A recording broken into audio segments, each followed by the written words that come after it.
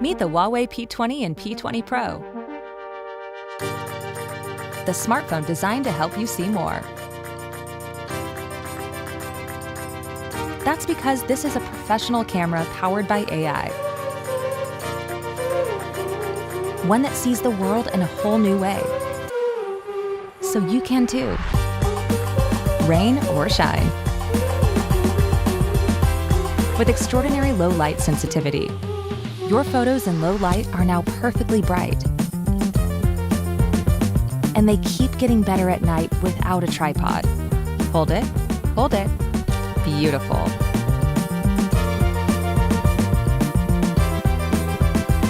And now you can zoom closer than ever before. With the power of AI, nothing moves too fast to stay in focus, even her. It can turn a moment into an eternity. It knows which kind of scene you're trying to shoot. And the right frame, too. Perfect. That could be in a gallery. With an array of built-in lighting modes, it's also like having a pro studio in the palm of your hand. With a battery that can finally keep up with you. So how's this all possible? With this, a professional photographer, all in one tiny chip.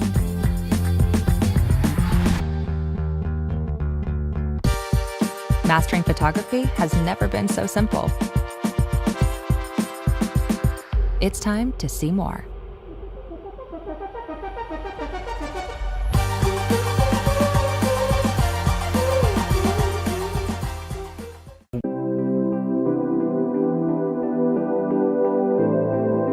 Huawei phones in general have just been getting my attention more and more lately, but this one just captured it completely. It's crazy new color, triple cameras on the back, 4,000 milliamp hour battery, 109 score on DxOMark, so I picked it up.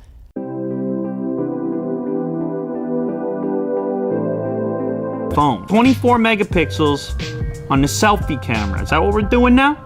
Huh? 40 megapixel in the rear? Sheesh. Dramatic. The drama. The selfie camera on any.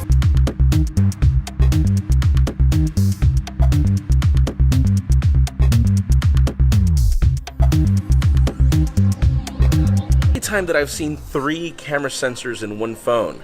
The fact that one of these camera sensors brings a second approach at 40 megapixels in a camera, and the fact that there's also the same blend that we've seen from Leica in the past, where we've got the monochrome sensor to complement photography, and now we also have a telephoto lens that makes an interesting solution in hybrid zooming with those added megapixels as well. Really cool. It's a very gloomy day in Rome. We're currently in Piazza Navona, one of my favorite spots in the city. And gloom, low light, that's probably one of the best things that this camera can do. And let me show you why.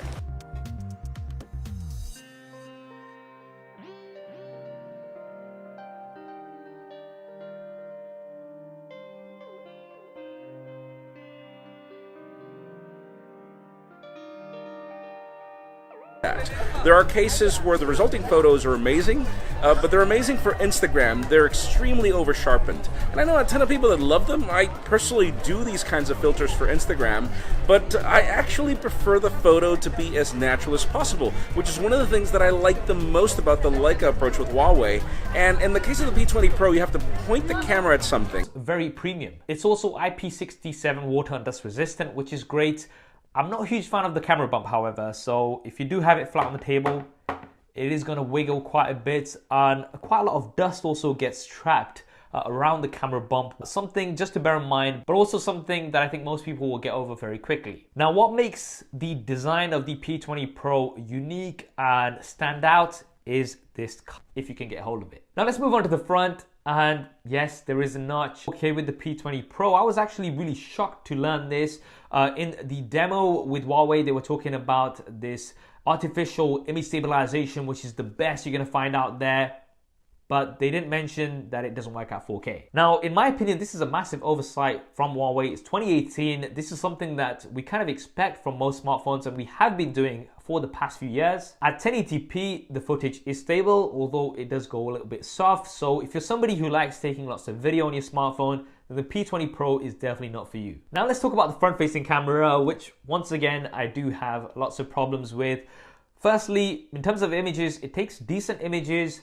The problem is beauty mode. Yes, that's right. There is a beauty mode on this, which I find super annoying, because even when you have it turned all the way down, it still smoothens out your skin. Yes, Huawei, I get it, I have bad skin, but you don't need to make it look like I've got makeup on 24/7.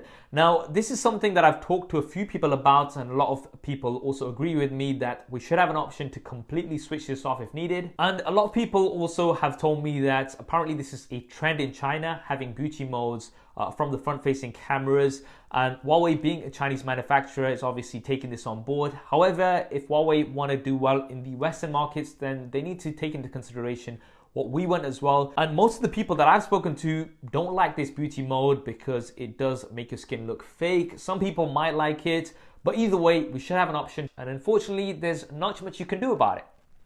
See what I did there? Anyway, there is a notch, and this is something that I know a lot of you guys are generally disappointed about, but this is something that we're seeing a bit of a trend of, and it's likely to be on many flagships this year. OnePlus have already confirmed it for the OnePlus 6. The LG G7 Thin Q is also going to have a notch, and many of the devices are going to have this notch, and it's something that I think most of us are generally going to have to start getting used to. Right, now my opinion on the notch, especially in the iPhone 10, is that generally speaking, I don't mind it. And on devices like the iPhone 10, because the bezels are pretty much equal everywhere else, very small on the left, right, and bottom, the notch is something that you kind of eventually look past. Now, the thing with the P20 Pro is, like with lots of other notch devices, is that we have a notch, but we also have a chin. Now, this is generally something that I'm not a fan of, but with the P20 Pro, the chin is not there for no reason. It does have a fingerprint scanner within this. And this fingerprint scanner works really well. It's super fast, and my personal preference is a fingerprint scanner at the front. I know we're not at the stage yet where we're gonna have fingerprint scanners within the displays. That is gonna be coming soon. But for the P20 Pro, having this fingerprint scanner here is pretty cool. And because of that reason, I don't hugely mind this chin. And you can use this home button to navigate as well, so you can get rid of these navigation on-screen buttons altogether. And the way this works is by tapping the home button, you will go back. By tapping and holding, you're gonna go to the home screen. And by sliding left or right, you're gonna get your recent apps. Now, although this is quite an interesting implementation, it's something that I kind of just couldn't get used to because I'm so used to having either on-screen buttons or capacitive buttons. And this is where I think, there is space here on the left and right of the home button to potentially have had capacitive buttons. I'm sure there's a technical reason why Huawei haven't done this, how things work inside the device, I don't know. So this is something I would have liked, however, it's not here unfortunately, and I do prefer the on-screen buttons, although they do take up some real estate on your screen. Now, another thing about the notch is that you can hide it. You can just go into the settings, and then it's just gonna put a black bar, and then you're gonna have almost an equal black bar on the top and bottom.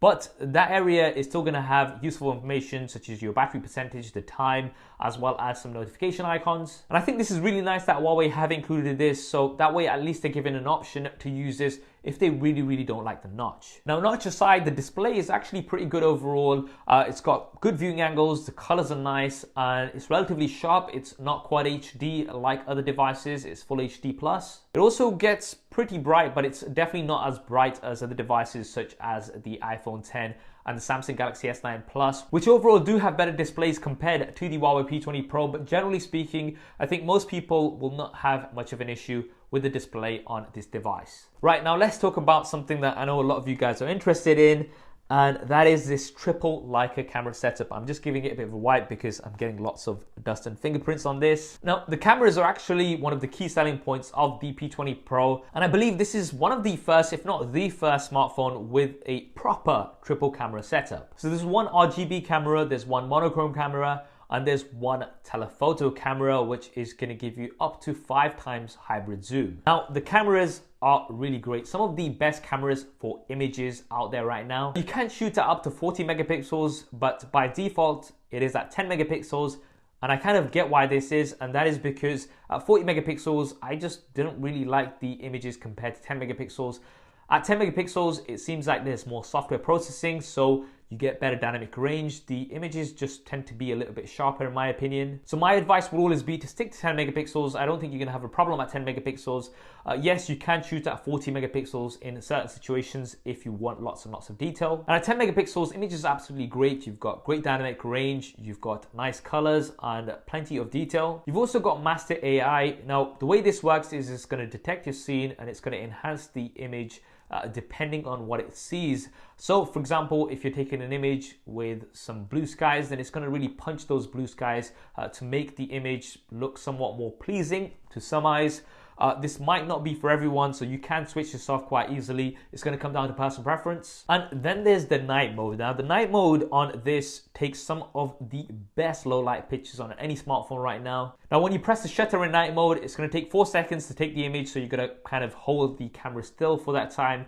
And when it works, especially for things like landscapes and stuff, it looks absolutely beautiful. However, if there is movement in your shots, then you are gonna struggle. You're gonna be getting some blurry images. And for things like group shots, it's hard enough keeping people steady for just a second. I'm not sure how steady you're gonna keep people for 4 seconds. It does mute the colors a little bit compared to something like the S9 Plus, but you're gonna be getting some great low light shots with the P20 Pro. The zoom is also great. You've got up to 5 times hybrid zoom, and it's probably got the best zoom on a smartphone right now. There's lots of other devices which do 2 times optical zoom. You've got 3 times optical zoom on here. And with the 5 times hybrid zoom, it uses a combination of digital zoom as well as the optical zoom, and it gets you in very, very close to your subjects and works really well. Now, as much as I'm praising the cameras for images, unfortunately, the same cannot be said for video. And that is because there is no stabilization at 4K. Unfortunately, however, there is no wireless charging. This is something that was a little bit surprising to me because this phone does have a glass back, so